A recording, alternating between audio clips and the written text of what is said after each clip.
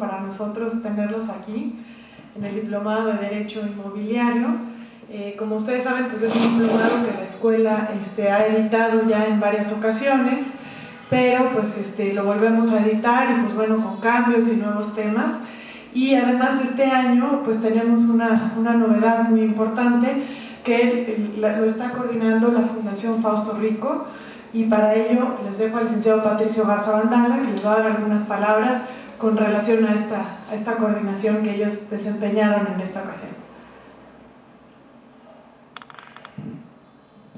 Muchas gracias, Mayra. Bueno, antes que otra cosa, por supuesto, como patrono de la Fundación Fausto Rico Álvarez, quiero agradecer a la Escuela Libre de Derecho que nos hayan conferido la oportunidad de organizar conjuntamente este diplomado.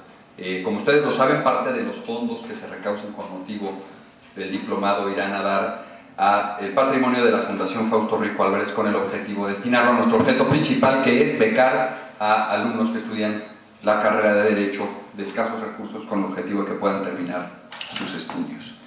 También agradezco, a todos y cada uno de los profesores que admitieron la invitación que les hicimos a formar parte de este diplomado. Todos son de un extraordinariamente buen nivel, y empezando por el maestro Basúa, que es un gran maestro de esta escuela, y a todos y cada uno de ellos que también decidieron proporcionarnos gratuitamente sus enseñanzas.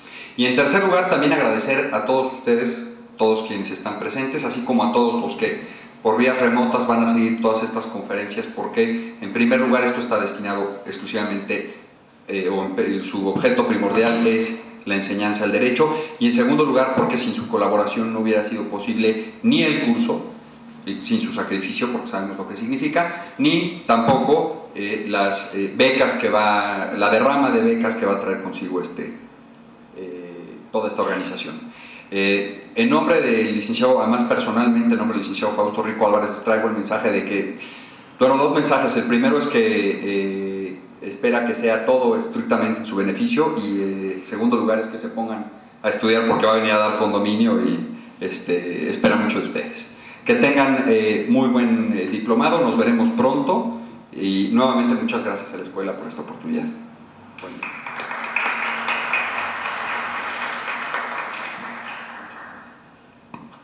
Pues bueno, a continuación quisiera presentarles al licenciado Alfredo Basúa Huite. Él es egresado de la Universidad Panamericana. Actualmente se desempeña como el notario público 230 del Distrito Federal. Se ha desempeñado como profesor de la Escuela Libre de Derecho desde el 2001 hasta la fecha en materias como Derecho Civil, Personas, Familia y Bienes. Y pues les pido un aplauso para él porque es un extraordinario catedrático. ¿Me escuchan bien? Sí. Gracias, Mayra, muy amables. Pues sí, agradecerle a la escuela, a la Fundación Fausto Rico, pero en particular a ustedes, para que a las 8 de la mañana de un martes nos pongamos a platicar sobre temas pues interesantes, ¿no? Sobre todo que me hayan invitado a platicar sobre un tema que a mí la verdad me apasiona, me gusta mucho, el tema de los derechos reales. Entiendo que el diplomado pues está encaminado a estudiar temas relacionados con los derechos reales inmobiliarios, y bueno, pues en ese sentido platicar con ustedes algunos temas selectos que me vienen a la mente, que nos vienen después de estar estudiando estas instituciones y que pues parece ser que tienen complicaciones técnicas para su resolución.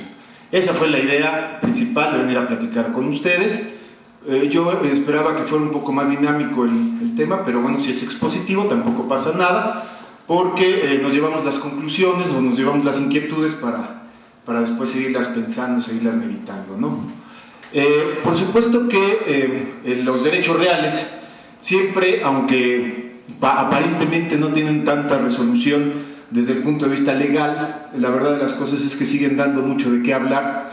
No ha habido mucha reforma en relación con ellos, parece que han agotado su contenido, pero eso es una cosa muy mentirosa, no es cierto.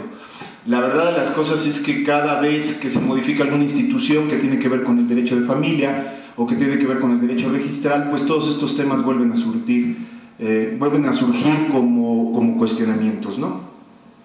El usufructo, que es el tema que nos ha tocado el día de hoy platicar, pues es también uno de esos derechos complicados. En primer lugar, pues es un derecho real, ¿no? Eso es lo que nos indica el propio texto legal. Estoy hablando del Código Civil para el Distrito Federal, no me voy a referir a ningún otro ordenamiento local, porque pues es el que tenemos ahorita a la mano para estudio, ¿no? Es un derecho real y temporal, ¿verdad?, que tiene por finalidad, o tiene por objeto, conceder el uso y goce de una cosa ajena a su titular, sin que se demerite su sustancia. Y en primer lugar, pues como derecho real, nos surge la duda, porque los derechos reales se caracterizan como ese poder jurídico que se ejerce de manera directa e inmediata sobre una cosa para su aprovechamiento, en este caso parcial, siendo punible erga omnes. Pero el usufructo y todos los derechos desmembrados de la propiedad, léase lo que antes se llamaban las servidumbres personales y las servidumbres reales, en realidad tienen un contenido adicional, porque además de que son absolutos en términos de que se pueden oponer erga omnes, el usufructo tiene un contenido obligacional entre usufructuario y nudo propietario. Entonces se ha cuestionado mucho el tema de su clasificación como absoluto relativo, porque al mismo tiempo que surte efectos erga omnes, tiene efectos interpartes. Y este efecto absoluto relativo nos hace pensar si este derecho es enajenable en realidad, porque una de las características que tiene el usufructo moderno del siglo XXI es que es enajenable. Pero desde el punto de vista de su enajenación, esta enajenación tendría que surtir efectos absolutos y efectos relativos.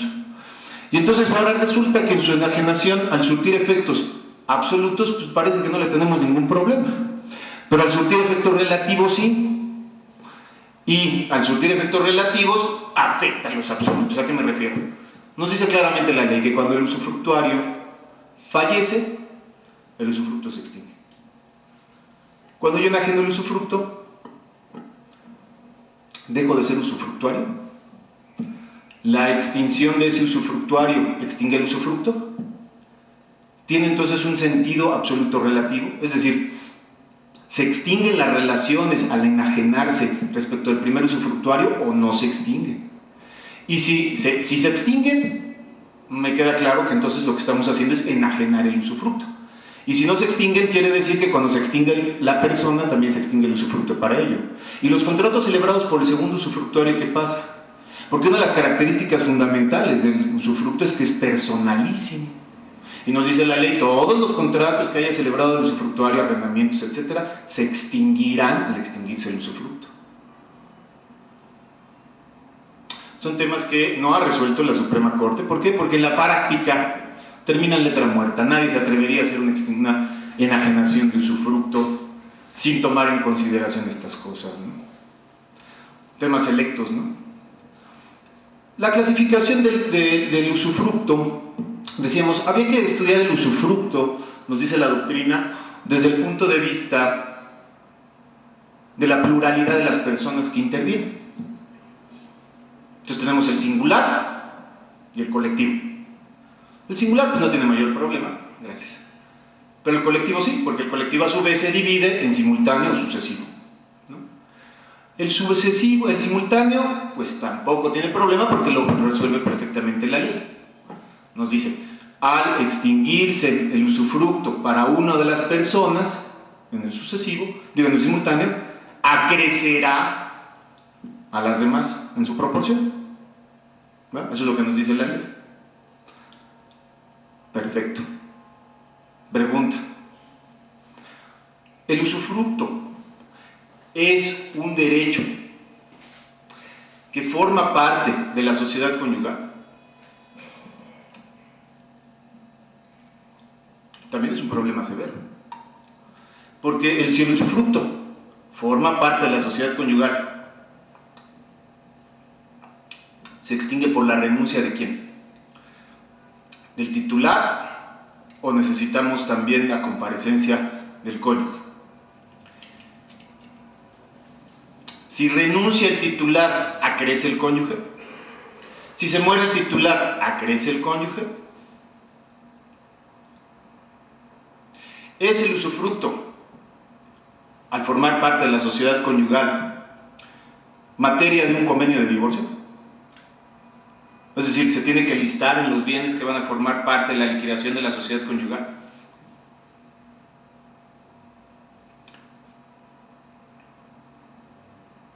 ¿O no? Tema interesante porque se ha dicho que el usufructo es un derecho personalísimo. Y si el usufructo es un derecho personalísimo, pues no puede entrar en formar parte de la sociedad conyugal. La sociedad conyugal en ese caso no tendría dentro de su inventario al usufructo. Pero el usufructo produce efectos, hace suyos los frutos. El usufructo como tal forma parte de la sociedad conyugal, o los frutos que produce el usufructo sí forman parte de la sociedad conyugal.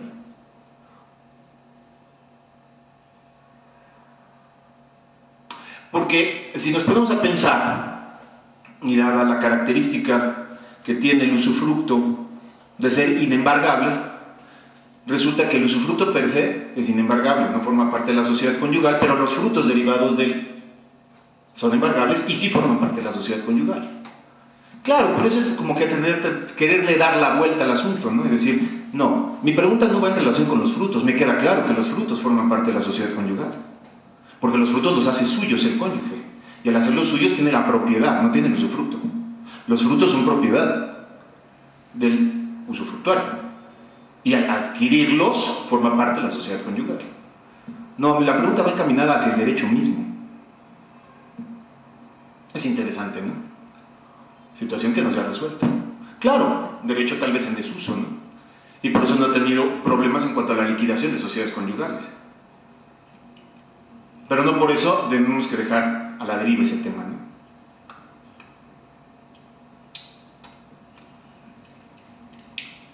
Al disolverse el vínculo matrimonial y formar parte de esa sociedad conyugal, ¿cada usufructuario tendría una parte del usufructo? Es decir, ¿cada cónyuge tendría una parte del usufructo? Porque cuando yo constituí el usufructo, yo se lo constituí al cónyuge, vamos a decir al marido, porque yo quería beneficiar al marido. Y ahora el marido se divorció. Y resulta que su cónyuge adquirió la mitad del usufructo. ¿Por qué? Porque había establecido sus capitulaciones matrimoniales que la sociedad conyugal iría al 50%. Y ahora entró en mi relación absoluto relativa una persona a la que yo no tenía intenciones de llamar, a una persona a la que simple y sencillamente pues no me importaba, ¿no? Yo no había constituido el usufructo para beneficiarla a ella, había constituido el usufructo para beneficiarlo a ella. ¿Es la constitución del usufructo gratuito una donación? Porque la primera respuesta que me hicieron ese día que cuestionamos esto, me dijeron, en términos de las disposiciones actuales del Código Civil, las donaciones o los bienes adquiridos por donación, salvo disposición contraria en la capitulación matrimonial, no forman parte de la sociedad conyugal. Así es que la constitución del usufructo a título gratuito por parte del padre a favor del hijo para beneficiarlo con los frutos de ese inmueble no forma parte de la sociedad conyugal porque se adquirió por donación. La constitución de un derecho real, la constitución de un derecho real, como el usufructo a título gratuito, ¿es una donación?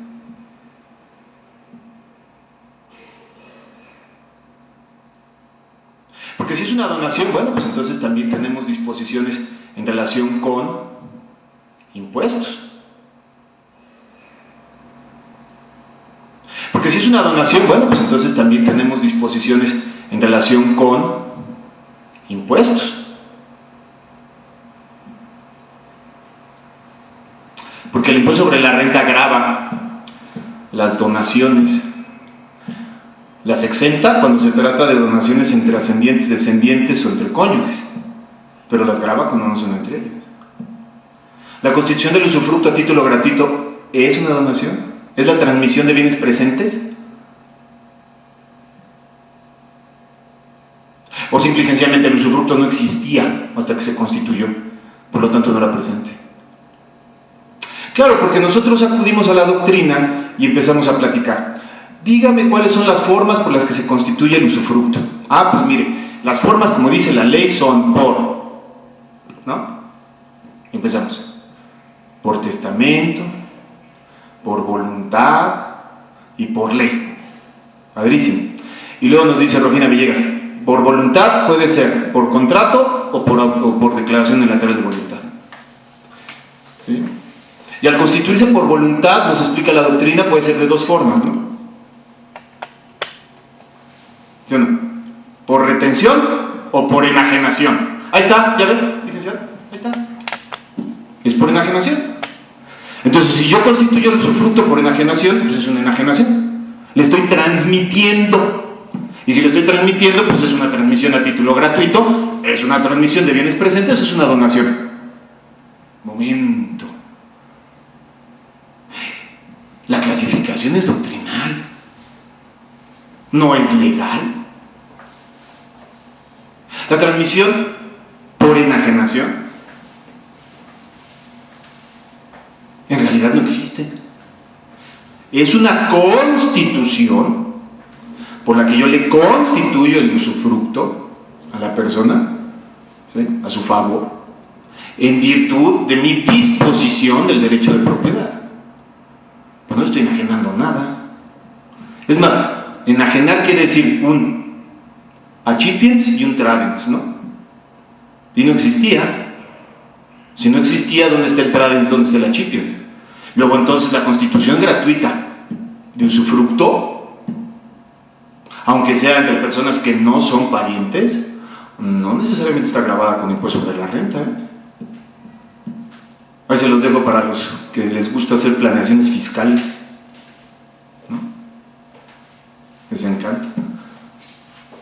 Pero además me surge una pregunta, porque seguimos en los temas electos, ¿no? Seguimos con las complicaciones. En realidad la doctrina agota la constitución del usufructo, así como lo estamos platicando, por enajenación y retención.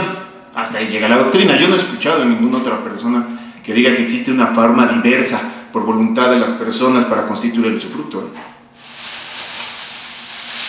Pero a lo mejor se me está escapando. Lo que sí me he dado cuenta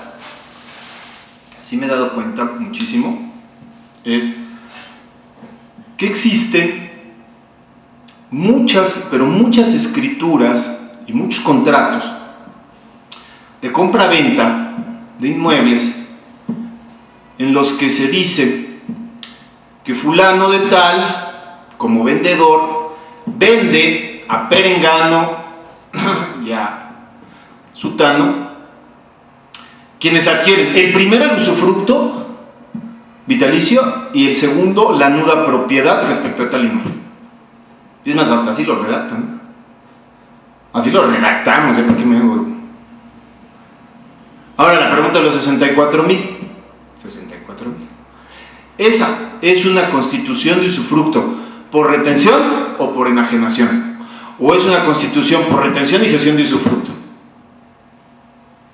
porque tiene sus asegúnes. Porque si nos vamos a la doctrina y decimos, no, aquí nada más hay de dos sopas, o constituyes por enajenación o constituyes por retención, vamos a pensar que la persona que está vendiendo constituye el usufructo por enajenación y luego constituye el usufructo por enajenación y después vende la nuda propiedad. O al revés, se reserva el usufructo, vende la nuda propiedad y después le cede el usufructo. ¿O cómo le hace? ¿Cuál de las dos les parece? Porque cualquiera de las dos tiene sus asegúnes. Miren ustedes, si yo vendo la nuda propiedad, me reservo el usufructo y luego cedo el usufructo, de entrada, cuando yo me muera, ese usufructo se extingue. ¿No? ¿No sería el efecto? ¿Vamos bien? Pero fíjense, esa está de la patada. Ahora vamos al otro caso. enajeno, constituyo por enajenación el usufructo y luego cedo la nuda propiedad, ¿no? O transmito la nuda propiedad. Pues el usufructuario tiene derecho al tanto. Podría levantar su dedito y decir, transmítele a Mantor a mí, ¿no? ¿Sí o no? Y luego la fianza, ¿qué? Por si lo haces a título gratuito, hasta se extingue. Al constituirse, pum, se extingue. Absurdo, ¿no? Para mi gusto, no se trata de ninguna constitución por enajenación ni ninguna constitución por retención. Es una forma diferente de constituir el usufructo. Que la doctrina, pues se le olvidó, no lo tomó en cuenta, o lo que fuera. ¿Sí? Porque estamos muy dados a entender el usufructo como un desmembramiento de facultades y no como un derecho real en sí mismo. Estamos muy acostumbrados a entender el usufructo como una servidumbre personal, en donde desmiembras, como viene la doctrina medieval, desmiembras la propiedad en uso, disfrute y disposición y dices, yo te estoy transmitiendo facultades, el uso y el disfrute. Y por eso se entiende que me reservo el uso y el disfrute y te transmito el dominio, o te transmito el uso y el disfrute y me reservo el dominio. Pero eso está muy bien para entenderlo. Desde un punto de vista, vamos a decir, académico, no sé, en una clase. Pero desde el punto de vista técnico, no. Porque es la creación de un nuevo derecho inexistente anteriormente. Es un derecho autónomo, es un derecho real, temporal, que permite usar y disfrutar de los bienes ajenos. Necesariamente. Y también tiene sus asegúnes desde el punto de vista fiscal. Porque si yo constituyo el usufructo así como les estoy diciendo, ¿no? Es muy típico el caso en el que el vendedor vende y el señor adquiere el usufructo y la señora la nuda propiedad, o al revés, ¿no? ¿Sí? O los hijos adquieren la nuda propiedad y la señora el usufructo, ¿no? ¿Sí? Porque te voy a heredar en vida, ¿no? El impuesto sobre la renta, ¿cómo se calcula? Porque hay un tema, pues vamos a decir, de práctica, ¿no? Desde el punto de vista de nosotros los abogados. Tal vez los fiscalistas no lo resuelvan en un santiamén, pero a nosotros nos dicen, espérame. Estás enajenando la casa habitación del vendedor. ¿Sí? Y nos dice el 109, fracción 15, ¿no?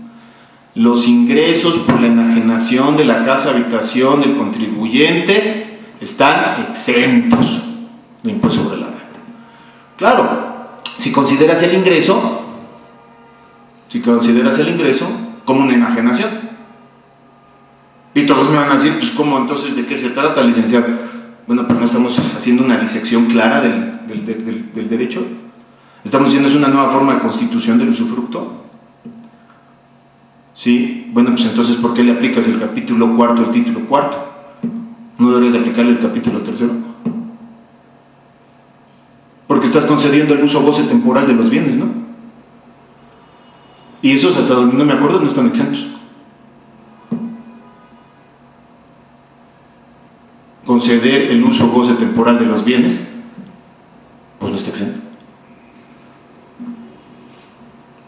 Otro tema selecto, ¿no? Pues no, pero la intención del vendedor fue vender la propiedad. Ya como se la repartieron los compradores es otra cosa, ¿no? Porque ellos decidieron que tú para el usufructo y yo para... Y yo, pues yo estoy vendiendo mi casa, a mí que ni me digan. Bueno, entonces no tendríamos que hacer algo más. No tendríamos que pensar mejor cómo redactar esa situación que dejarla así. Porque si la dejamos así como tal, es una constitución de usufructo nuevo y la transmisión de la nuda propiedad. Puede ser que por la nuda propiedad, pues sí, le estamos dejando exento, porque es una enajenación de bienes. Pero la constitución del usufructo no es una enajenación de bienes. Ya nos quedó claro, ¿no? Ya se nos complicó el asunto, ¿no? Algo que todos los días hacemos, o que es muy común recomendarlo, ¿no?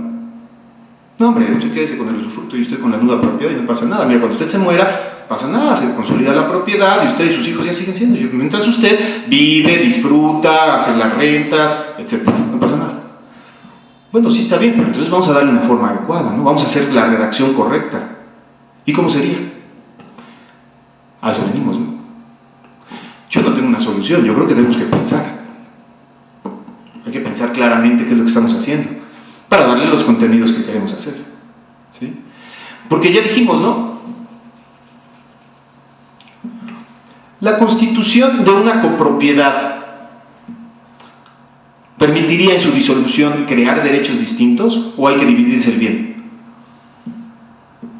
Nos queda claro que no podemos crear derechos distintos, que tenemos que dividirnos el bien. ¿Sí o no? Entonces la solución no viene por la creación de una copropiedad.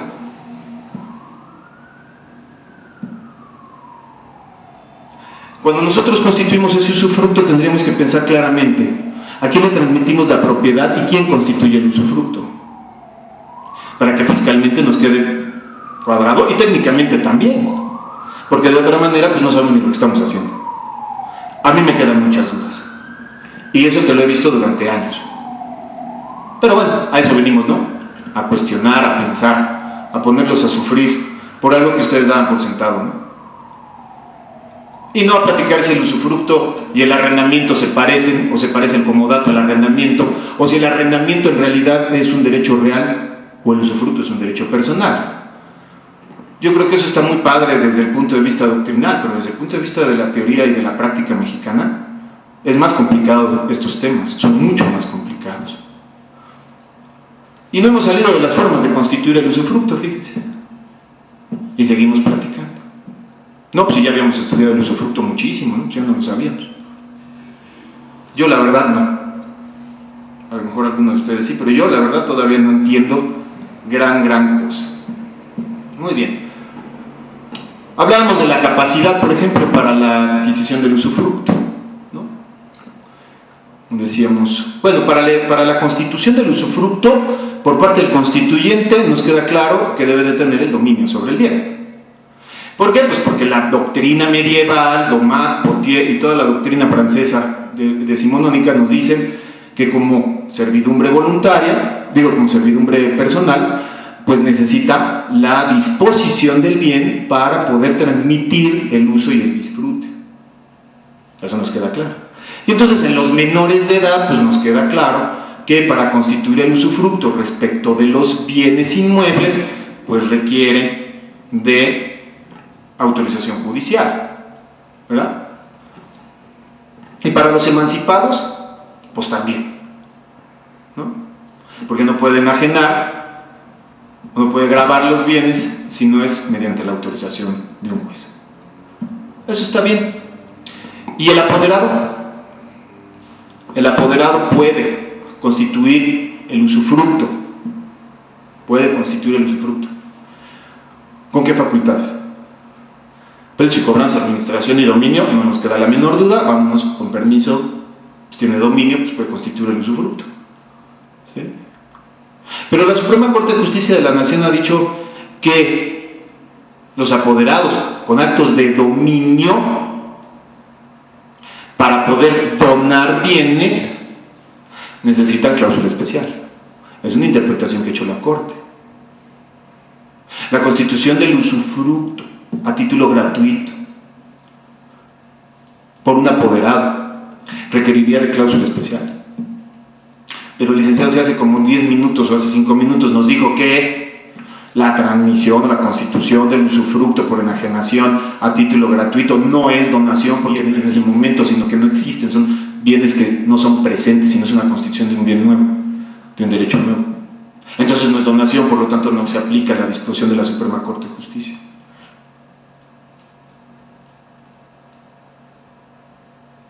¿O sí? ¿O qué harían? ¿O cuál es la finalidad? Otro tema selecto, ¿no? Pero más ahí, vámonos para allá. Porque para arrendar, ¿qué se necesita para el arrendamiento? Actos de administración, ¿no? ¿Sí o no?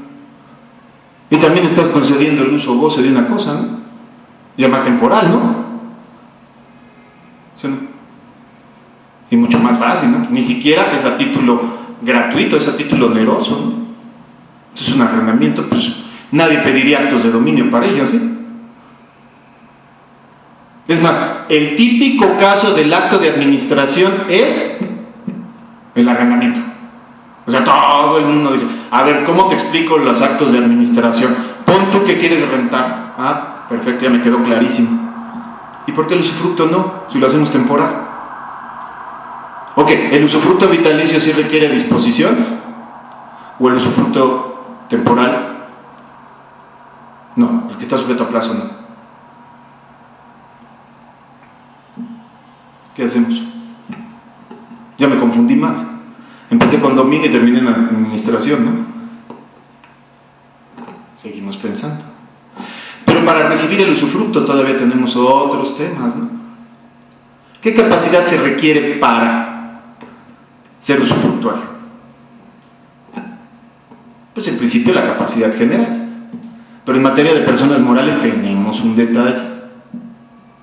Tenemos un detalle porque dice, los que en la Constitución no pueden adquirir, las personas morales que conforme a la Constitución no pueden adquirir bienes inmuebles,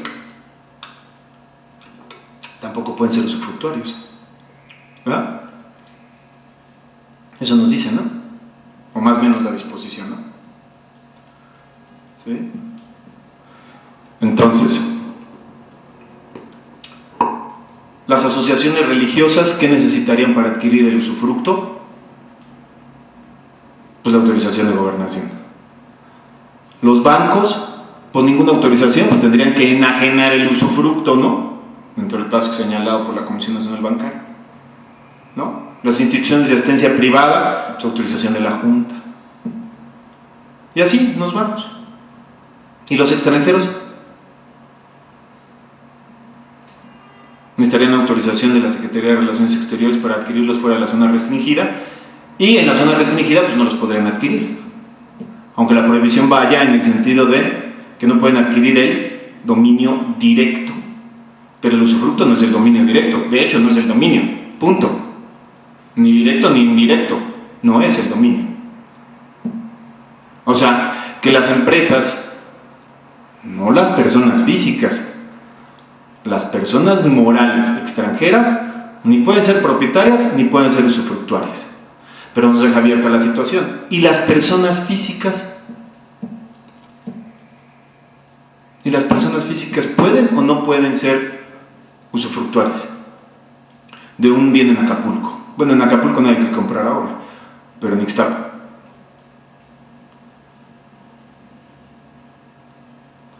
Porque la Constitución nos dice que no pueden adquirir el dominio directo.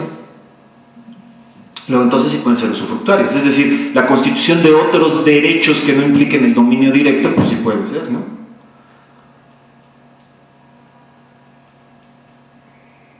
Nada más que, bueno, pues no es una cosa muy agradable constituirle un usufructo a un extranjero, ¿no? Al final del camino, no le resuelve su tema, ¿no?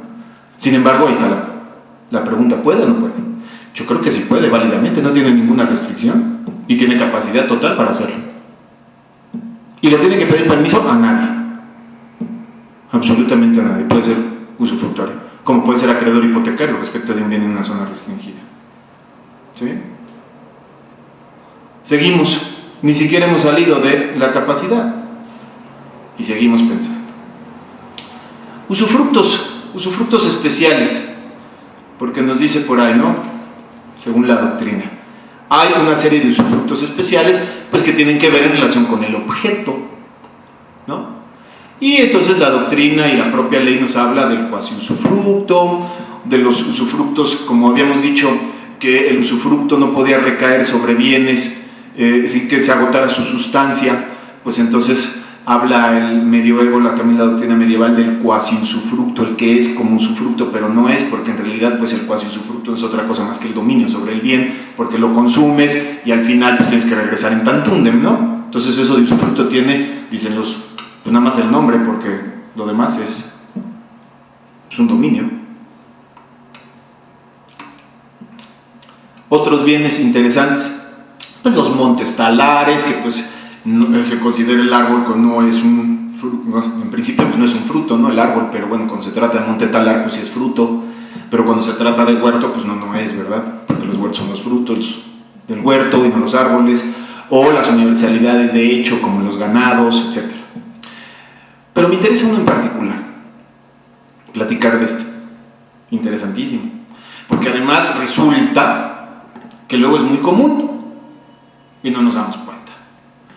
Resulta, por ejemplo, que en un testamento, ¿verdad?, dicen: dejo el usufructo, nombro como heredera del usufructo universal a mi esposa, y como herederos de la nuda propiedad a mis hijos por partes iguales, porque esa es la solución que el notario le dio al cliente en el testamento para decirle: mire, su mujer queda protegida, ella tiene el usufructo de los bienes, ella va a ser suyo solo los frutos, los va a poder rentar, va a poder hacer mientras viva, y una vez que se muera, pues ya los hijos no pasa nada, ¿no?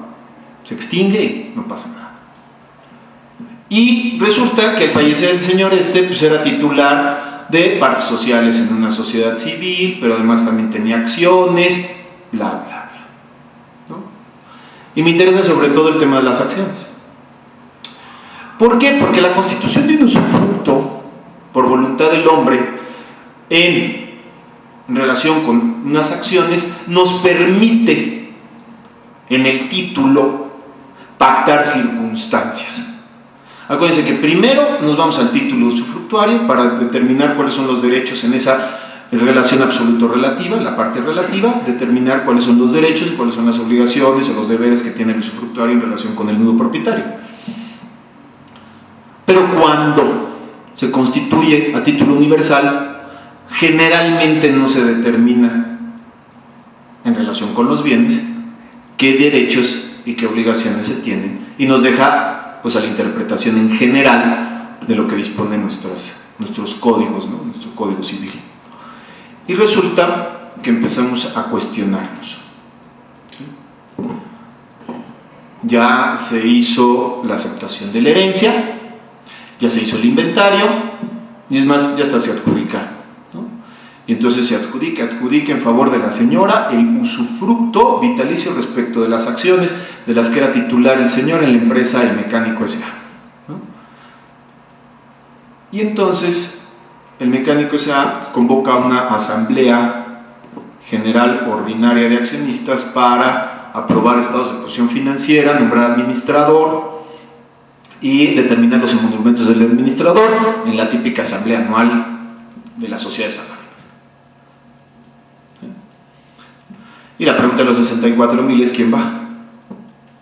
¿Quién tiene derecho a acudir a la asamblea? ¿No? Porque no faltan los abogados que dicen, están en la mera puerta y dicen: a ver quién entra, ¿no? Porque como vamos a nombrar administrador y vamos a terminar emolumentos y lo vamos a liberar de responsabilidad absoluta por todas las porquerías que ha hecho, entonces aquí lo tenemos, ¿no? Y tienen 2 gendarmes en la puerta para decir: ya llegaron los accionistas, a ver, acredíteme. ¿Sí? ¿Quién es el que tiene la titularidad, el derecho, la facultad, el derecho subjetivo para acudir uno a la asamblea? Y por supuesto, ya dentro de la asamblea votar: el nudo propietario o el usufructuario. Pues no hay una respuesta clara en la ley, no existe, porque a ver, votar en las asambleas, acudir a la asamblea y votar en la asamblea es una facultad del uso y del disfrute o de la disposición, porque inmediatamente nos vamos a ese concepto del desmembramiento del derecho, ¿no? Y dice: a ver, vamos a interpretar uso, disfrute o disposición. Uso, disfrute o disposición. Disposición, está bien, disposición, está bueno. Está disponiendo. ¿Hay algo ahí? En realidad podemos interpretar las facultades así, los derechos subjetivos. Es que volvemos a lo mismo. Siempre nos han explicado y siempre nos hemos comprado el 20 de que tenemos que interpretar el usufructo, el uso, disfrute y disposición, uso, disfrute y disposición. Y luego hay veces cosas como estas que no salen, no nos cuadran, no nos llenan, y no entendemos. Y no entendemos, y me incluyo, y no entendemos, es muy, ¿qué hacemos? Porque me han preguntado, no sé, unas 10 veces esto, ¿no? Y 10 veces me he puesto a meditar y digo, híjole, pues sí está complicado. Sí está complicado. ¿Por qué vas a salir como el cuetero? Si echas los cohetes porque los echas, si no los echas porque no los echas. Total, ¿y quién tiene la respuesta, no?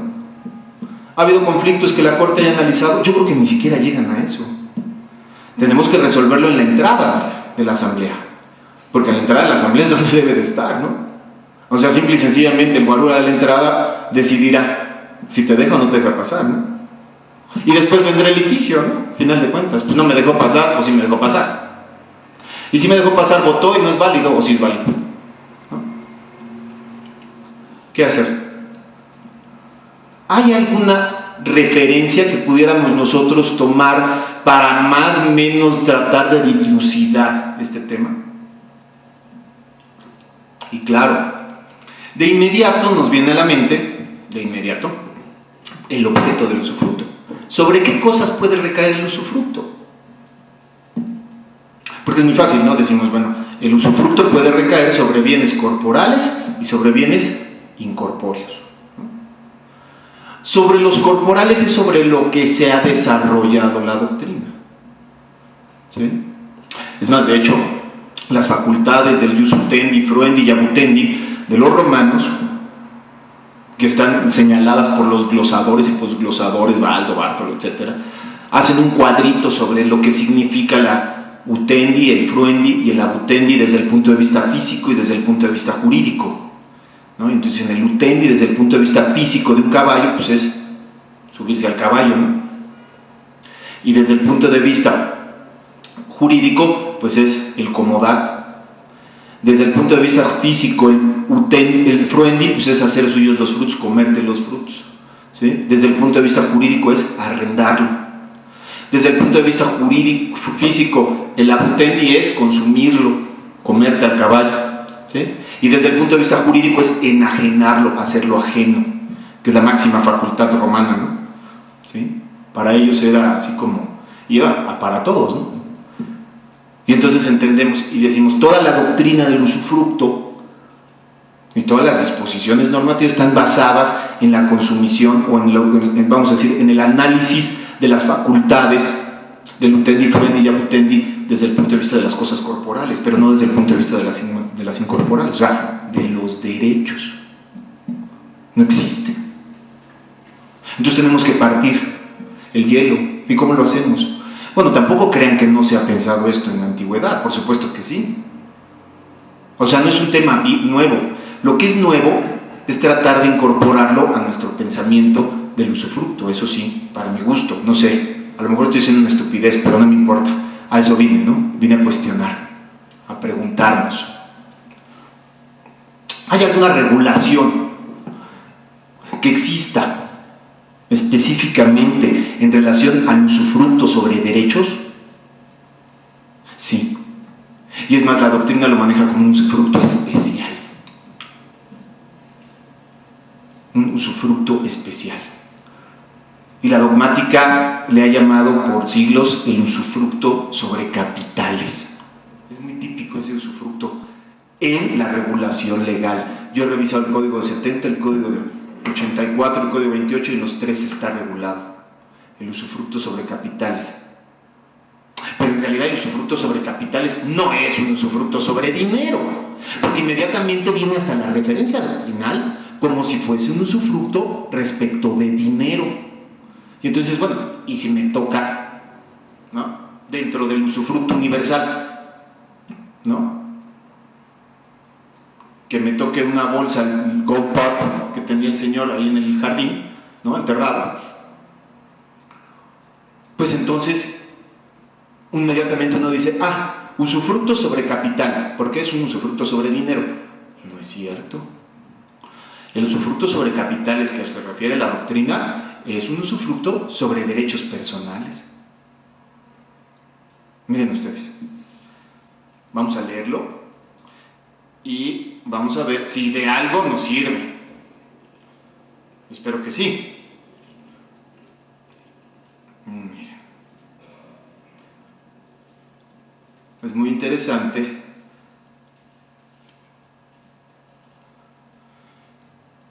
Nada más que lo encuentre. Va a variar.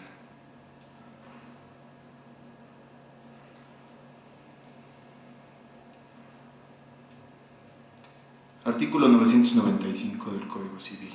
Dice: si el usufructo se constituye sobre capitales impuestos a réditos, y ahí viene el nombre, usufructo sobre capitales. Pero cuando se trata de un usufructo sobre capitales impuestos a réditos, no es que el usufructo recaiga sobre el capital, o sea, sobre el dinero, sino si es un capital impuesto a rédito, que aunque es una terminología o es una redacción muy antigua, les estoy diciendo que ya desde el Código de 70 viene, pues lo que está queriendo decir aquí el código es que cuando una persona le presta a otra en un mutuo, ¿sí?, y en ese mutuo pactan intereses, ¿sí?, y se constituye un usufructo sobre el derecho de crédito que tiene el mutuante respecto de ese contrato, se entiende que los réditos son un fruto civil que le correspondería al usufructuario, ¿no? Eso es lo que está diciendo el código. Cuando el usufructo se constituye, si el usufructo se constituye sobre capitales impuestos a réditos, significa que el usufructo recae respecto del derecho personal de cobrar los réditos. Es decir, en un usufructo universal o en un usufructo particular, no me interesa, vamos, puede ser, ¿no?, que te constituye el usufructo respecto de los créditos que impuse, ¿sí? Esos réditos le corresponden al usufructuario. Estamos entendido que es un fruto civil, o sea, ahí sí no hay duda, ¿no? Vamos ya. Pero fíjense cómo dice: el usufructuario solo hace suyos estos y no aquellos. O sea, el usufructuario únicamente hace suyos los réditos y no el capital. Bueno, hasta ahí vamos en la lógica, ¿no? Ya lo estamos entendiendo, dice. Pero para que el capital se redima anticipadamente, es decir, que lleguen y te paguen por anticipado, ¿no?, si el plazo del mutuo se pactó en favor del acreedor, porque si no se dijo nada, el plazo del mutuo está en favor del deudor y lo puede redimir cuando se le dé la gana, ¿cierto o no?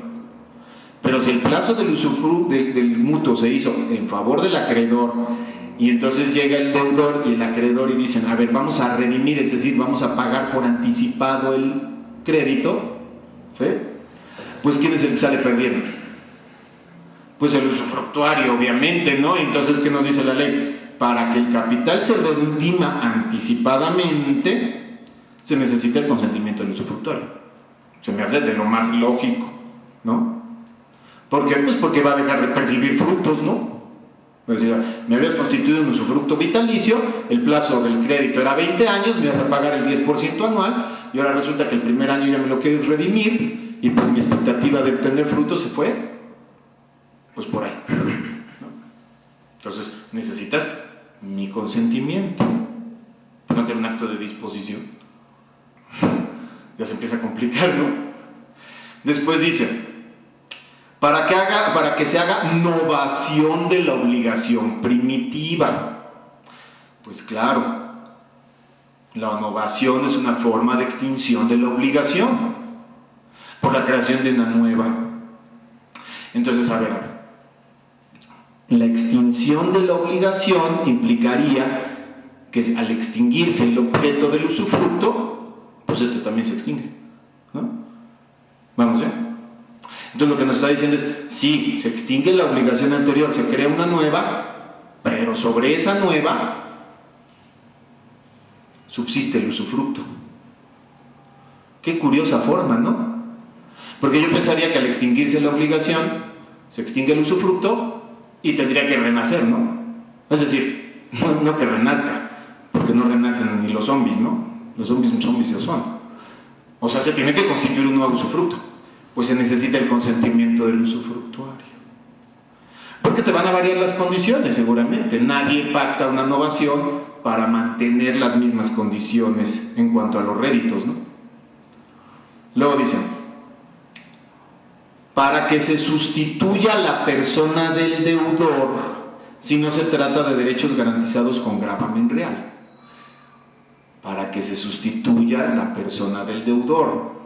En el entendido que si se sustituye la persona del deudor, pues yo ya no sé si la nueva persona tiene la solvencia suficiente para cubrir los réditos como estaban pactados. Entonces, porque pues simple y sencillamente podemos caer en esa jugarreta, ¿no? Te sustituyo al deudor, el deudor dice pues ya no tengo con qué pagar, y el que se pasa a fregar pues es el usufructuario, ¿no? Entonces también ahí se necesita el consentimiento del usufructuario. Y luego dice, así como para que el capital redimido vuelva a imponerse. O sea, para que el capital redimido, aquel que ya se pagó anticipadamente, vuelva a imponerse. Pues si te lo pago, ¿verdad? Y luego se extingue el usufructo y luego te lo vuelvo a prestar. Y así ya no tengo usufructo sobre los réditos, ¿no? Y así ya hago los réditos. Ya me pasé de listo, ¿no? Y bueno, este no es un usufructo así como muy común que digamos, ¿no? Es decir, las condiciones en las que se está manejando este usufructo es precisamente especial porque la materia, el objeto sobre el que recae el usufructo, pues es un tema delicado, es un derecho personal. Y cuando recae sobre acciones, pues no hay ningún artículo, honestamente ninguno, que diga, cuando recae sobre acciones, partes sociales o lo que fuera, tal cosa. Pero si hay un artículo sobre un usufructo que recae sobre derechos personales, que es este. ¿Sí? Entonces, en mi opinión, si el legislador lo que quiso fue darle un tratamiento especial a los derechos personales que se han dado en usufructo y ha creado una disposición específica para ellos, que no se le aplica a las cosas, porque no es lo mismo que recaiga sobre los capitales, o sea, sobre el dinero, que se recaiga sobre los mutuos. Entonces yo me pregunto, ¿y por qué no, por una interpretación extensiva, o si quieren, para salvar la laguna de la ley, le podríamos aplicar este 995? Estoy pensando, no está resuelto, son temas electos, ¿no? ¿No quedamos? Vamos a ver. Pensando, si el usufructo se constituye sobre acciones, el usufructuario hace suyos las utilidades y no a aquellas. Pero, ¿para qué se pacta la disolución anticipada de la sociedad? ¿Sí?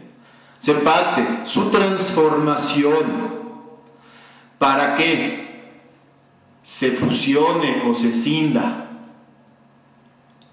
o para que se amplíe el plazo de duración, se necesita el consentimiento del usufructuario. ¿Cómo ven? O algo parecido, ¿no? Pensando, ¿no? Si ese es el espíritu de la ley, pues resulta que si vamos a decretar dividendos, ¿no? Pues el usufructuario quiere estar ahí, ¿no? ¿Quién es el que votaría a favor de que se decreten dividendos? Pues él, ¿verdad? Entonces, si la sociedad convoca una asamblea para determinar si se van o no a decretar dividendos, pues el que debe de votar las acciones es el usufructuario, yo diría, ¿no? ¿Sí? Si se va a elegir administrador, pues que las vote el nudo propietario, a mí qué me importa. ¿Sí? Oye, pero nos vamos a fusionar. Oye, pero vamos a disolver anticipadamente la sociedad. ¿Cómo que la vas a disolver anticipadamente? Y ya no me van a tocar a mí utilidades. Pues yo pensaba que la sociedad iba a durar pues los 100 años que decía la escritura constitutiva, y a los 20 años ya la quieres disolver, ¿no? ¿Y mis utilidades qué? Pues el que tiene que votar si está de acuerdo o no está de acuerdo, pues es el usufructuario, ¿no? ¿Vamos entendiendo? Y si la vamos a transformar, etcétera. Es decir, ya me entendieron el espíritu de la ley, ¿no? El espíritu de la ley en los derechos personales no es aplicarle la interpretación de las facultades en el utendi, frendi y abutendi, sino es darle un poco más, ¿no? Un poco más de juego a eso, un poco más de juego al carácter de usufructuario, es decir, darle facultades que no están implícitas en el utendi o en el frendi. Per se. ¿Por qué? Porque recae sobre bienes que no necesariamente son corporales. Eso en cuanto a los usufructos especiales, ¿no? Hay muchas otras cosas que podemos tratar en relación con el usufructo sobre partes sociales, porque también difiere el de las partes sociales que el de las acciones, por la naturaleza del objeto sobre el que recae, ¿sí? A final de cuentas, las acciones y las partes sociales son derechos personales, personales que se ejercen frente a la sociedad y frente a los socios. Y hay mucho más por platicar sobre eso. Otro de los temas que me interesan platicar, y vamos apenas en el tema de los usufructos, son los derechos que nacen del usufructuario, ¿no? Al usufructuario le nacen ciertos derechos y también le nacen ciertas obligaciones. Habíamos dicho ese carácter especial del derecho absoluto relativo, un derecho absoluto relativo. Entonces, en el absoluto no tiene la menor duda, pues dicen, ¿no? ¿Qué características le otorga la doctrina general y la ley a los que tienen un derecho real? Pues las dos prerrogativas, ¿no? La persecución y la preferencia. Persecución y preferencia que están señaladas para el usufructuario, ¿sí? El usufructuario tiene, conforme al 989, pues todas las acciones reales, las personales y las posesorias derivadas de su derecho real como tal, ¿sí? Entonces, sin necesidad de cuestionarle absolutamente a nada al propietario, puede acudir en defensa del bien sobre el cual recae el usufructo. Y por eso puede interponer los interdictos posesorios, puede pedir la plenaria de posesión directamente sin tener que intervenir, ¿sí? E inclusive se comete en su agravio una serie de delitos que tienen que ver con la posesión y con el uso y el disfrute. Y lo puede hacer de manera directa, sin intermediación. Ese es el carácter del derecho real. Pero bueno, a final de cuentas eso está más quedado, ¿no? Yo creo que eso no tiene discusión. El tema son los temas interiores, ¿no? La relación entre usufructuario y nudo propietario. Entre usufructuario y nudo propietario. Hay uno en particular que me interesa mucho platicar. Claro, van a decir, el señor es notario, y eso es lo primerito que les interesa a los notarios, es el famoso derecho del tanto. ¿Por qué? Porque nos pone a parir chayotes, ¿no? Imagínate una escritura nula en virtud de esta situación. Bueno, pues yo creo que los que más han estudiado este tema de los derechos del tanto, pues son los notarios. Eso no me queda la menor duda, ¿eh? Y uno que otro litigante para darle en la torre, ¿no? Pero, en fin, ¿qué pasa con el derecho del tanto del usufructuario? Primero que nada, o sea, lo primero hay que determinar si es derecho del tanto o es derecho de preferencia por el tanto. Porque pues eso nos resuelve muchísimas problemáticas. Si decimos es un derecho preferencia por el tanto, pues no pasa nada, ¿no? Porque la sanción pues, son daños y perjuicios, se acabó el asunto, ya no tenemos mucho que discutir, ¿sí? La verdad. Pero si decimos que es un derecho del tanto, sí nos surgen temitas. Bueno, primero, ¿de dónde surge ese tema de que si es un derecho del tanto o de preferencia por el tanto? Porque me van a decir, bueno, ¿y por qué haya una problemática? Pues miren, el artículo 1005 dice, el usufructuario goza del derecho del tanto. Es aplicable lo dispuesto en el artículo 973 en lo que se refiere a la forma de dar el aviso de enajenación y al tiempo para hacer uso del derecho del tanto. ¿Ok? Entonces una parte de la doctrina dice, a ver, solamente es aplicable el 973 en cuanto a la forma en que se debe dar el aviso de enajenación y en cuanto al tiempo para hacer uso del derecho del tanto, pero pero no dice que sea aplicable el 973 en cuanto a la sanción por la violación del derecho del tanto. Luego entonces, si no se le aplica la sanción de nulidad o el efecto de no dejar sin efectos el acto jurídico realizado en contravención del derecho del tanto, luego entonces no es un derecho del tanto, es un derecho de preferencia por el tanto. Eso es lo que dice una parte de la doctrina. ¿Ok? Otra parte de la doctrina dice, es un derecho del tanto porque la ley lo dice así. Y la réplica, ¿no? Ok, pues es derecho al tanto, pero solo la ley establece las nulidades. Y si no te sanciona la violación del derecho del tanto con nulidad, pues es una violación. Su violación únicamente acarrea la violación de cualquier otro deber, pago de daños y perjuicios. O sea, responsabilidad civil, extracontractual o contractual, como la quieran, no me interesa. El punto es que no es derecho al tanto. ¿Ok? Ahí se los dejo para que lo piensen. Si no es derecho si es derecho de preferencia por el tanto, no tengo tanto conflicto. Si es derecho del tanto, sí. Sí tengo, ¿por qué? Porque, pues parecería, así como obvio decir, bueno, pues si hay un usufructuario y un nudo propietario, y el nudo propietario quiere vender su bien, pues que se le prefiera al usufructuario, se le dé el aviso ante notario, los pasen los 8 días, bla, bla, bla. ¿Sí? Y no pasa nada. ¿Estamos de acuerdo? Pero ¿qué tal si empezamos a meternos en camisa de 11 varas? Miren ustedes. El inmueble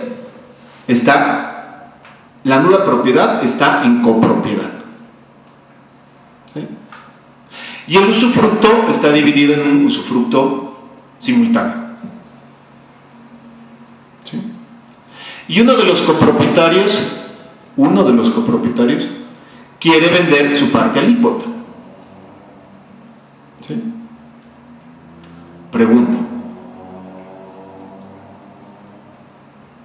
¿a quién vamos a preferir? Primero que nada, ¿solamente le vamos a notificar al otro copropietario o también le vamos a notificar a los usufructuarios? Porque los tres gozan del derecho del tanto, los tres. ¿O gozan en diversos niveles? ¿O es más preferente el derecho del copropietario que el de los usufructuarios? ¿O es diferente derecho? Hasta ahí, yo diría que ninguno de ustedes se aventaría el tiro de decir, pues nada más al copropietario y a los nudos propietarios, y a los usufructuarios, no, pues notifícale a todos, ¿no? Si esa no es la bronca. No, por notificar, pues notifícale a todos. La bronca es que te resulte que los tres quieren comprar. Y los tres te notifican, aquí está la lana. ¿Y ahora quién prefieres? Inmediatamente van a decir al copropietario. ¿Por qué? ¿Por qué al copropietario? ¿Y los otros por qué? No, pues es que mire, porque el derecho del tanto del copropietario lo que busca es pues la consolidación de la propiedad en muy pocas manos. Pues sí, pero ¿y el derecho del tanto del usufructuario no buscaría algo, no igual, porque no puede ser igual, pero parecido? ¿Para qué tienes desmembrada la propiedad? ¿Es útil la propiedad desmembrada? ¿Es más útil o menos útil que la propiedad dividida? ¿No sería mejor que se le prefiriera a los usufructuarios para que los usufructuarios tuvieran propiedad? Es decir, todos estos cuestionamientos no están resueltos por la ley aparentemente. O sea, no hay un artículo que nos diga, si se trata de conflicto entre usufructuarios y nudos propietarios, se preferirá al copropietario. Ok, le aplicamos la regla a la suerte, o al que represente mayor parte. Resulta que uno de los usufructuarios tenía el 80% del usufructo, el otro el 20% y el copropietario el 50% de la nuda propiedad. Y entonces, haciendo esas proporciones, pues al usufructuario que tiene el 80%. ¿Será? Y si todos tienen lo mismo, no podrían tener lo mismo porque no tienen lo mismo como derecho. O sea, no podemos comparar el usufructo usufructo con la nuda propiedad, porque son diferentes, ¿no? Son derechos reales diferentes, inclusive, ¿no? Y entonces, ¿a cuál preferiremos? A los tres, ¿no? Y entonces les damos una porción de la copropiedad a cada uno, ¿no? O sea, salomónicamente, ¿no? Y el copropietario va a decir, ¿pero por qué? Si mi derecho es diferente o es igual.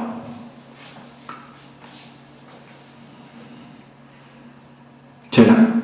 ¿Hay alguna manera de pensar cómo resolverlo? Porque ante la oscuridad de la ley o ausencia de disposición, el juez no puede decir, pues no sé, ¿verdad? Sepa la bola. ¿No? Hay que hablarle a un abogado, ¿no? Como dice. Así decía el maestro Rico, ¿no? Hay que hablarle a un abogado. ¿Habrá alguna forma? Pues la ley le da herramientas a los jueces, ¿no? Gracias a Dios a los jueces, ¿cómo que no soy juez, man? Porque si están metidos en una bronca. Seguramente algún juez me dirá, licenciado, está muy fácil. Segurito que me lo va a decir. Yo pienso, no soy juez, pero yo pienso que sí, efectivamente la ley nos da ciertos elementos. ¿Sí? Dice, las controversias, el 19, ¿no? Dice, las controversias judiciales del orden civil deberán resolverse conforme a la letra de la ley o a su interpretación jurídica. A falta de ley, se resolverán conforme a los principios generales del derecho. Y después el artículo 20 nos dice, cuando haya conflicto de derechos, a falta de ley expresa que sea aplicable, la controversia se decidirá a favor del que trata de evitarse perjuicios y no a favor del que pretenda obtener un lucro. Si el conflicto fuere entre derechos iguales o de la misma especie, se decidirá observando la mayor igualdad posible entre los interesados.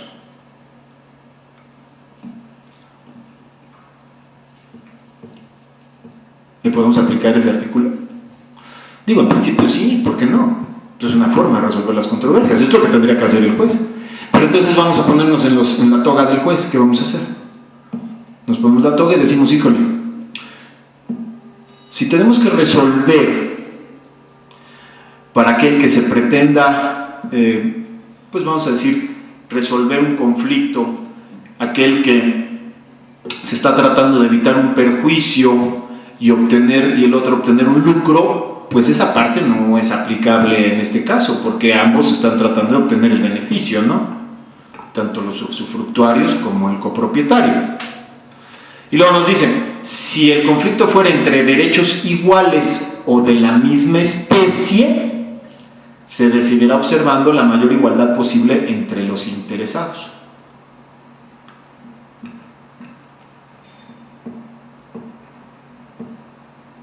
¿Se trata de derechos iguales o de la misma especie?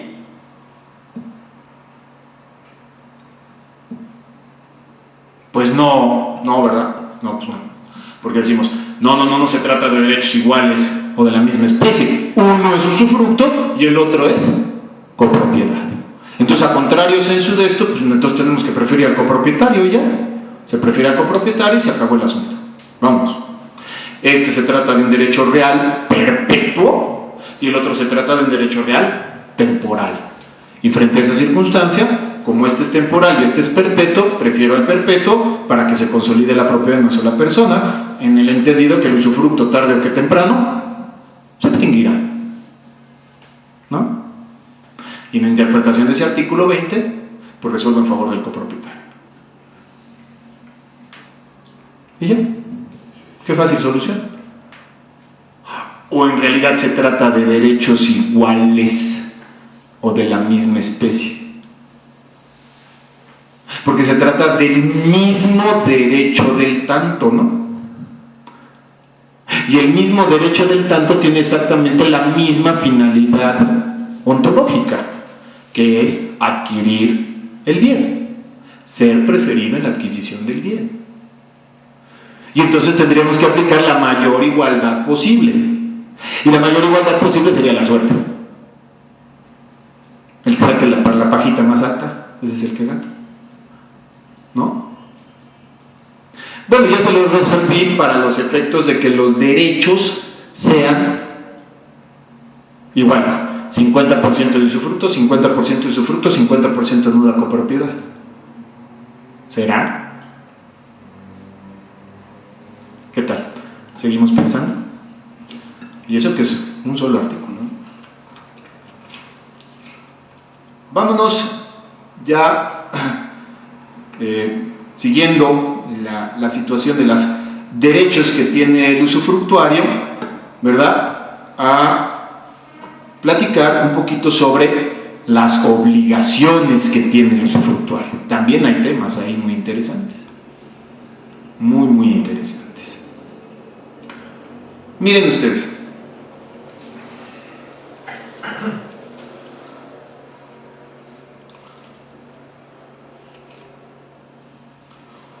Dice el artículo 1006. El usufructuario, antes de entrar en el goce de los bienes, está obligado, 1, a formar a sus expensas con situación del dueño un inventario de todos ellos, haciendo tasar los muebles y constar el estado en que se hallen los inmuebles. Y 2, a dar la correspondiente fianza de que disfrutará de las cosas con moderación y las restituirá al propietario con sus accesiones, al extinguirse el usufructo, no empeoradas ni deterioradas por su negligencia, salvo lo dispuesto por el artículo 434, que es el usufructo legal, nos dispensa de la fianza, ¿no? ¿Sí? ¿Vamos bien o no? Entonces la fianza dice que debe responder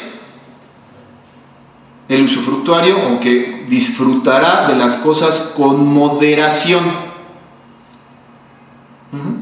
¿Sí o no? Pero el usufructuario no está obligado a utilizarlas con moderación. De ninguna manera. Si se trata de usufructo gratuito, se extingue el usufructo. Pero si se trata de usufructo oneroso, inclusive se puede dar el lujo de traquetearlas. ¿Qué pasa si se las traquetea las cosas? No se extingue el usufructo. El usufructo, en ese caso, deja de ser administrado por el usufructuario y se le permite al nudo propietario administrar la cosa, tomar posesión de la cosa y administrarlo y entregarle su lanita, entregarle sus frutos. Y entonces la fianza, ¿qué? Nos modifica el ámbito de la responsabilidad. Es decir, este artículo nos modifica el ámbito de la responsabilidad del usufructuario. Y entonces uno diría, a ver, si no hace el uso de la cosa con moderación, como dice aquí, entonces la fianza tiene que pagar. La fianzadora tendría que pagar.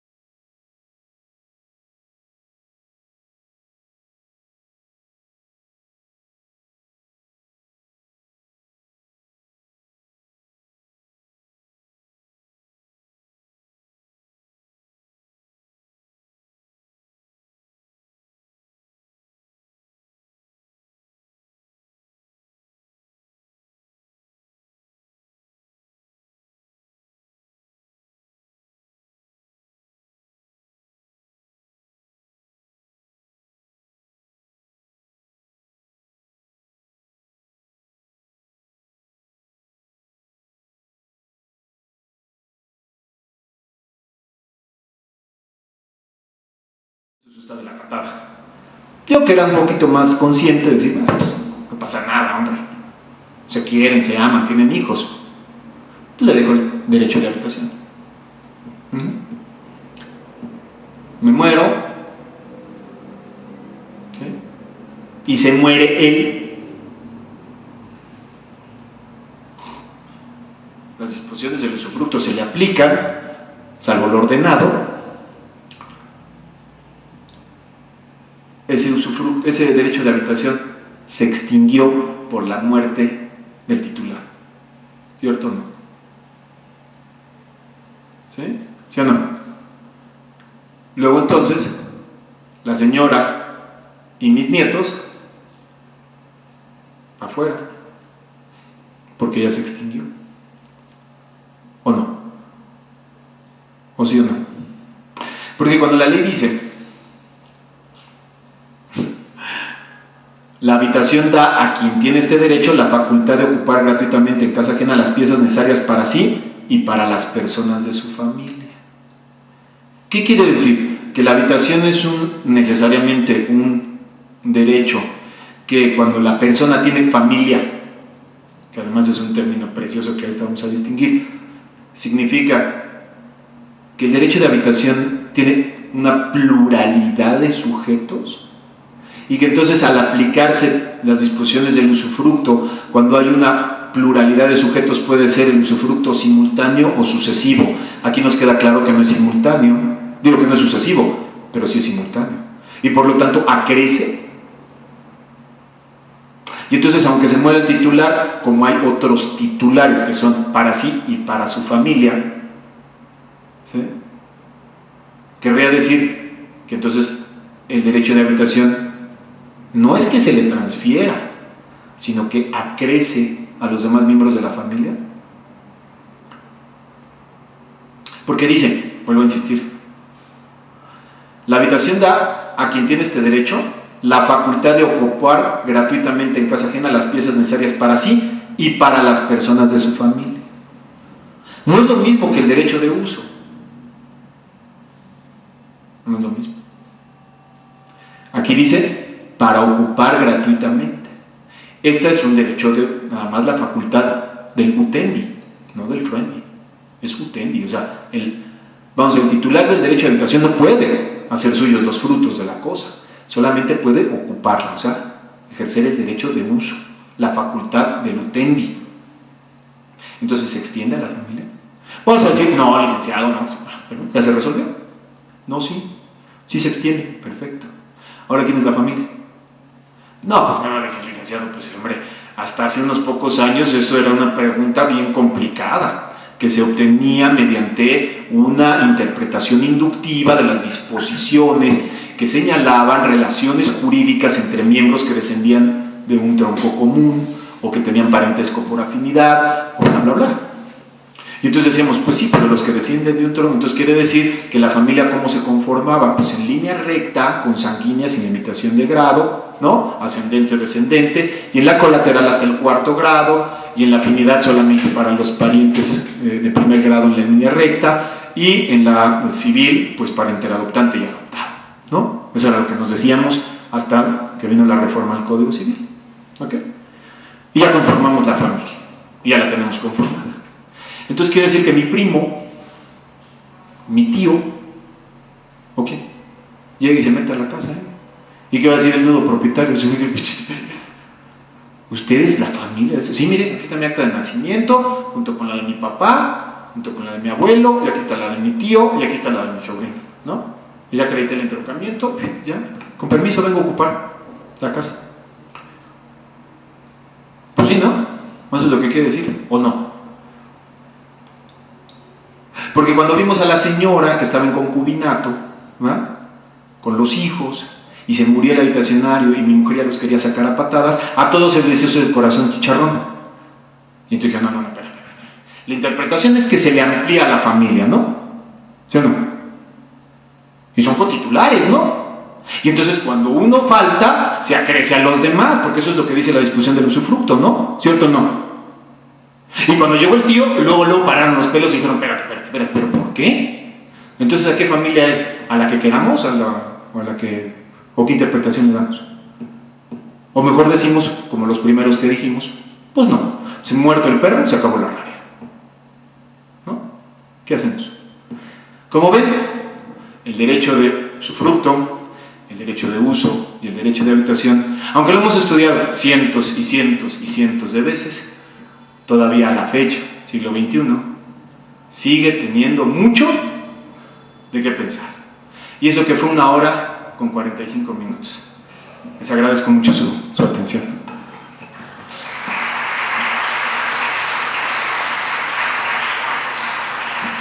Sigamos pensando.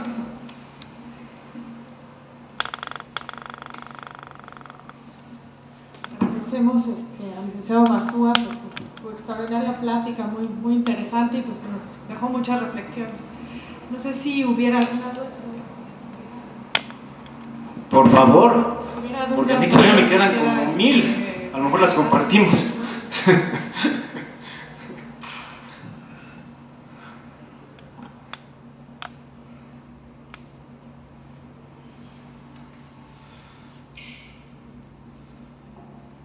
Bueno, pues no habiendo dudas, entonces pues damos por terminar. Perdón. Sí, claro.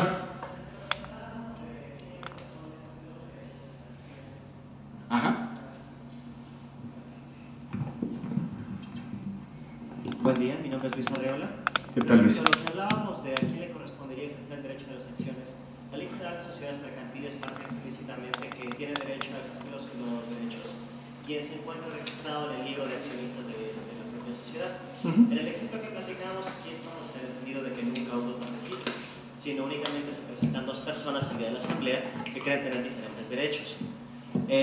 Bueno, resolvimos el conflicto de la atención a la naturaleza del derecho que se pretende ejercer, si es ejercicio de dividendos, si es asamblea ordinaria o extraordinaria. En dado caso de que ya hubiera una escritura o la inscripción propiamente en el libro de accionistas y entramos nosotros en esta misma dicotomía y a quién le corresponde, entonces le correspondería demandar la nulidad de la asamblea por esa falta de personalidad, por esa falta de capacidad. Bueno, si tenemos ya inscrito en el libro de registro al usufructuario de las acciones como titular, yo creo que haríamos una anotación en exceso en ese libro, porque en realidad la Ley General de Sociedades Mercantiles nos dice que hay que inscribir a los que sean dueños. Y vuelvo a insistir, el derecho de usufructo tiene esa situación complicada entre absoluto relativo.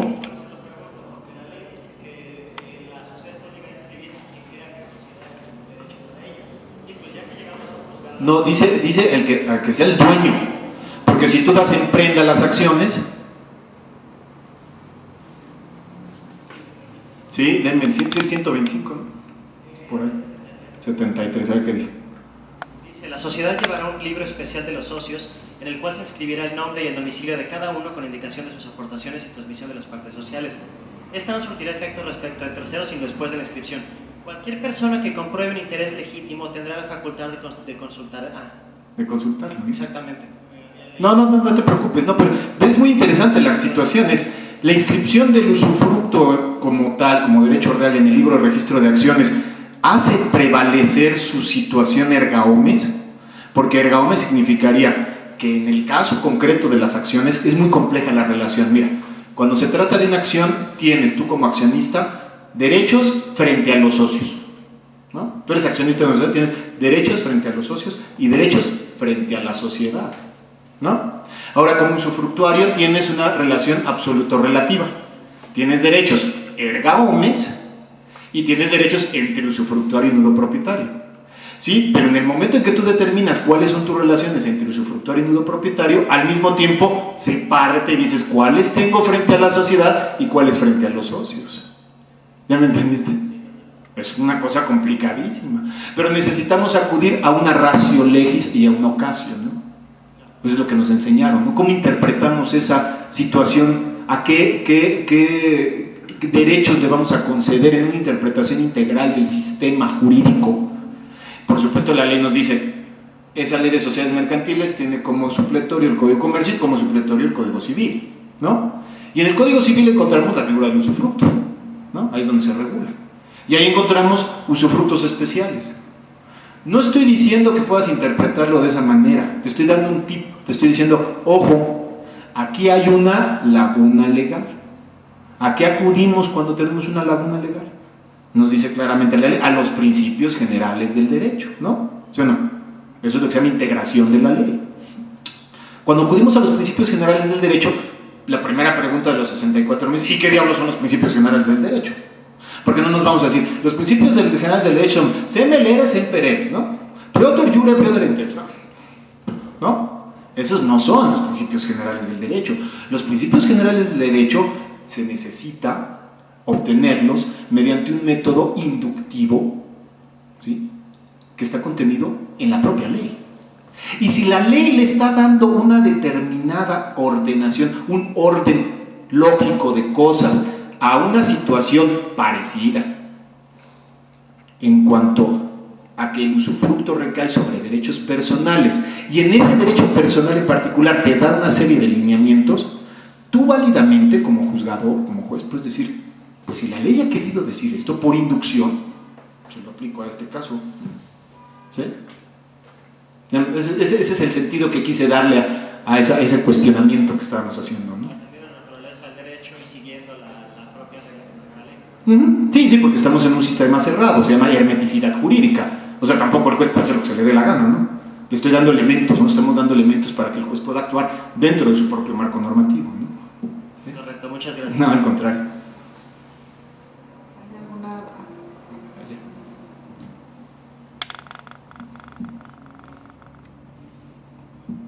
Hola. Buenos días. Buenos días, ¿cómo estás? Más una duda respecto del tema que tocó de la sociedad conyugal, si el usufructo entra o no. Yo lo que he estudiado al respecto, en el Código 70 y 84, es que en la sociedad legal sí entra el derecho de usufructo. Pues no los frutos. Tanto ¿O sí? los frutos y el derecho de usufructo. Ok. Ambas cosas. Pero yo pensándolo, o sea que ya la sociedad legal ya no está, pensaría que no entraría el derecho actualmente de usufructo a la sociedad conyugal por ser un derecho personalismo, aunque se enajene. Y como diría Gutiérrez González, que no se enajena tal el derecho sino el ejercicio. Sí. Quería oír su opinión, porque no he tomado una postura por cómo estaba regulada la sociedad legal. Mira, cuando empecé a estudiar el tema del usufructo, inicialmente yo decía, es que el derecho de usufructo no puede formar parte de la sociedad conyugal porque es un derecho personalísimo, esa es su tradición jurídica. El que el Código de 28 lo haya hecho enajenable, pues es una desvirtuación o una deformación de su naturaleza como tal y por lo tanto no puede formar parte de la sociedad conyugal. Pero conforme he ido estudiando y estudiando y estudiando, digo, bueno, la misma naturaleza esa contradictoria tenían los derechos hereditarios, ¿no? Los derechos hereditarios, decíamos, ¿los derechos hereditarios son o no son derechos reales? Porque se les concede en el Código de Procedimientos Civiles acciones reales. El derecho de petición de herencia es una acción real, ¿cierto o no? Entonces, parte de la doctrina dice, pues el derecho de petición de herencia es un derecho real, pues entonces quiere decir que los derechos hereditarios son derechos reales. Y cuando un legado se le concede a una persona casada en sociedad conyugal, que es un legado común, así le llama el código, necesita para su repudiación el consentimiento de ambos. Así nos dice el Código Civil, ¿no? Entonces yo me pongo, te concedo el usufructo, ¿sí? Vamos, ¿eh? Y entonces el marido, antes de divorciarse, para no dejar dudas, pues renuncia al usufructo. ¿Y qué dice la cónyuge? Si para repudiar el legado el Código Civil me está pidiendo consentimiento, y eso que fue por herencia, ¿no? ¿Sí o no? Sí, porque además te dice el código, ahora te dice, ¿no? Los bienes adquiridos por legado no forman parte de la sociedad conyugal, pero todavía te mantiene la disposición de que para repudiar el legado necesitas el consentimiento del cónyuge, ¿no?